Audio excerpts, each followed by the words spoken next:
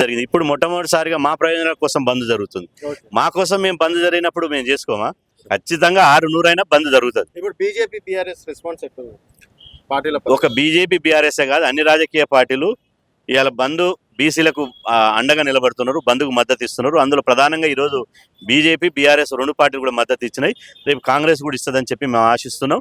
ఖచ్చితంగా ఏది ఏమైనప్పటికీ తెలంగాణ ఉద్యమంలో అన్ని పార్టీల సహకారం, ఉద్యమం ఎట నడిపినామో అన్ని పార్టీల సహకారం తీసుకొని మీ ఉద్యమాన్ని ముందుకు తీసుకుపోతాం. అసెంబ్లీలో బిల్లు పెట్టినప్పుడు మద్దతు ఇచ్చారు, అందుకని బిల్లు పెట్టినప్పుడు మద్దతు ఇచ్చారు కాబట్టి ఆ మద్దతు తీసుకొని ముందుకు పోతున్నాం. ఇప్పుడు ఇక్కడ అంటే కాంగ్రెస్ ప్రధాన శత్రువు ఏదనుకోవచ్చు? ఇది మాకు వ్యవస్థలే శత్రువులు, అగ్రకుల వ్యవస్థలు.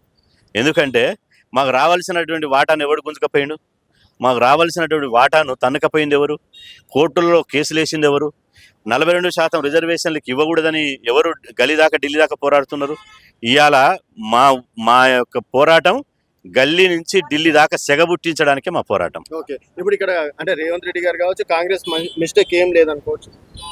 ఇప్పుడు మేము మిస్టేకులు, ఈ పార్టీలు ఏం మిస్టేకులు ఉన్నాయి, ఆ పార్టీలు ఏం మిస్టేకులు ఉన్నాయి అనేది మేము అనం. ఒక ప్రాసెస్ జరిగినప్పుడు, ఒక దీర్ఘకాలికమైన ప్రాసెస్ జరిగేటప్పుడు చిన్న చిన్నవి కొన్ని కారణాలు సహజంగా జరుగుతుంటాయి. అంత మాత్రాన ఇంట్లో ఎలుకలు ఉన్నాయని ఇల్లు తగలబెట్టుకుంటావా? ఇంట్లో ఎలుకలు ఉంటాయి, మన ఇంట్లో 2 ఎలుకలు దొరుకుతాయి, ఇల్లు మొత్తం తగలబెట్టుకుంటావా ఎలుకలు ఉన్నాయని? అట్లనే పార్టీలకు బలహీనతలు అనేవి సహజంగా ఉంటాయి. ఆ బలహీనతలు అవసరం లేదు మాకు. మాకు ఏం చేస్తారో గది చేస్తే చాలు.